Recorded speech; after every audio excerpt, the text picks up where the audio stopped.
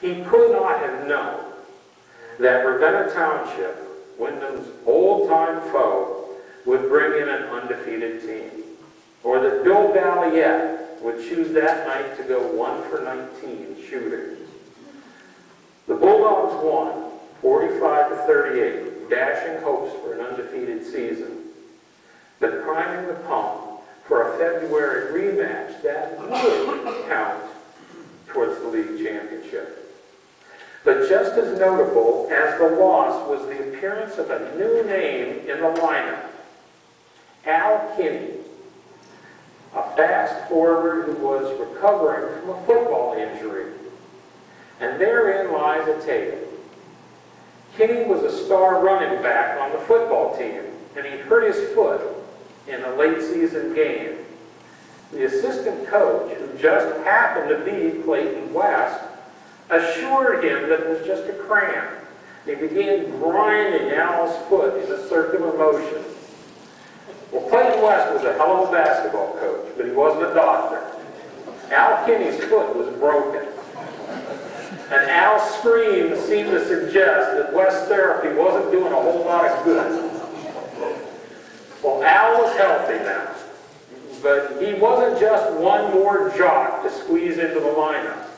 Al Kinney was tall, he's 6'2", and he could shoot the lights out in a gymnasium. His playing time increased in wins over previously unbeaten Southeast, featuring a guy named Joe Cainrad, who was later to become a prominent Portage County judge, and Rootstown. And Kinney really made the headlines when West moved him to center, and he notched 23 points in a tough 60-49 win over Suffield. But everything that had come before that was just a prelude to a January 14th, 1951 rematch against Aurora.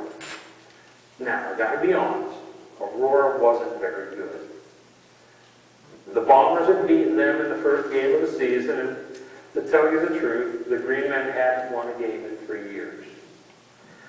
So Coach West installed a revolving door of players, substituting almost from the initial whistle. It wasn't enough. 7 Bombers scored in double figures, and Windham destroyed the Green Men 101-20, limiting them to 6 baskets. It's a victory margin that I doubt any Bombers team is ever going to exceed. We've got a goal now, Marty. Maybe that win made the boys cocky. West had scheduled a late season independent game against much larger Chardons so the kids could get more experience on a bigger court. The Hilltoppers taught the Bombers a little humility with a 54-45 loss. Suitably sobered, they returned to face the meat grinder part of their schedule because for all their success, they were still part of a 4-way tie for the league lead, and they had to play the other 3 co-leaders in a 2-week span. They had to travel to undefeated Garrettsville that very next night after Chardon.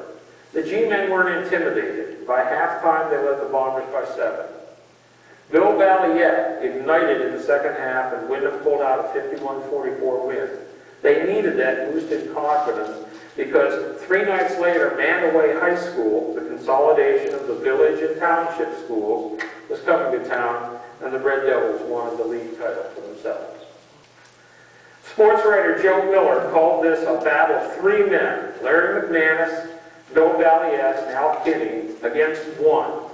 Mandaway's enormous center, Earl Wright.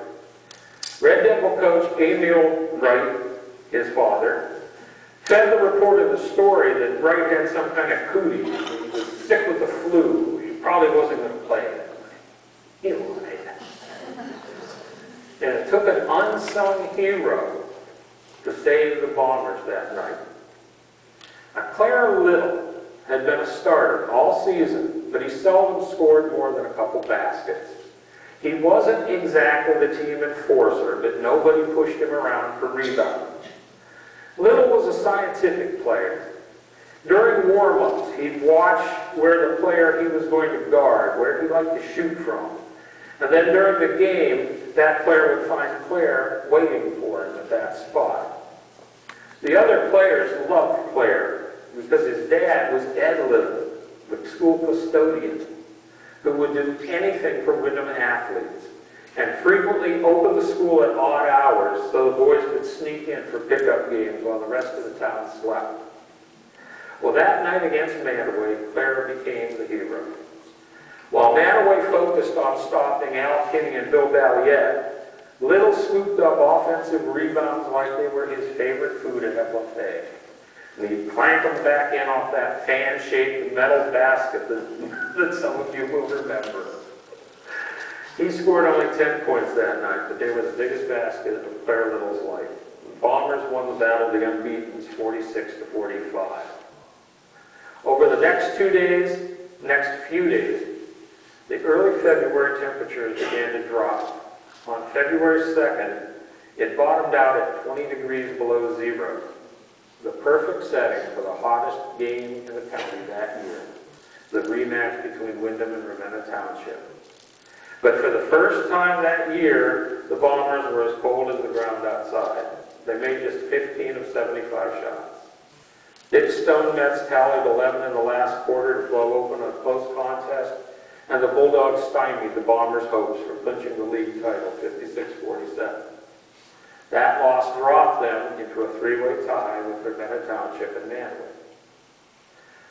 A 44-28 win over Southeast then set up one of the most thrilling finishes that Portage County ever saw. County Superintendent Calvin Roush decreed that a playoff must be held to decide the league champion. Lots were drawn, and Windham finally got lucky. They got the bye. They got the bye into the championship game on Wednesday against Manaway, which beat Ravenna Township to earn the spot. Now, West boys were ready, sensitized by the one-point squeaker against Manaway earlier in the season. They knew they were playing for a league title, but what they didn't know was that Don Sampson, super sophomore, was not going to play. Jake Nutter, who had seen his playing time slip since Al Kinney's return, was going to have to pick up the slack. He did. West moved Kinney out to guard, installed Nutter at center, and let him cram an entire season of glory into one game. 18 points later, Nutter had led the Bombers to a 62-55 win and its first PCL championship since 1942. The boys posed for their championship picture, which you can see on that table over there, and Clayton West was shown once more in the only suit that he owned. He really wasn't much for fashion. They didn't have time to celebrate because the county tournament that determined sectional qualifiers began the very next night. It was a classic case of anticlimax. Playing lowly Rootstown, whom they had not faced in the regular season, Bill Cunningham was the only player in double figures. The Bombers scored only 3 points in the final quarter. Referee Tom Mariana said that he had never seen a team go so cold so quickly, and they lost 52-36. So that meant Windham had to start the long grind back through the consolation games, 4 games in a single week. Re-energized by their mission, they swatted aside Hiram, Randolph, and Suffield to make the finals against Rootstown, which had fallen into the losers bracket. The Bombers brought a 19-4 record in, but the Rovers weren't intimidated. They fell behind 42-27, and then a rerun of their first encounter began to play out. Windham went cold, Rootstown became red hot, and took a last-second basket by Bill Cunningham to pull out a 45-43 win.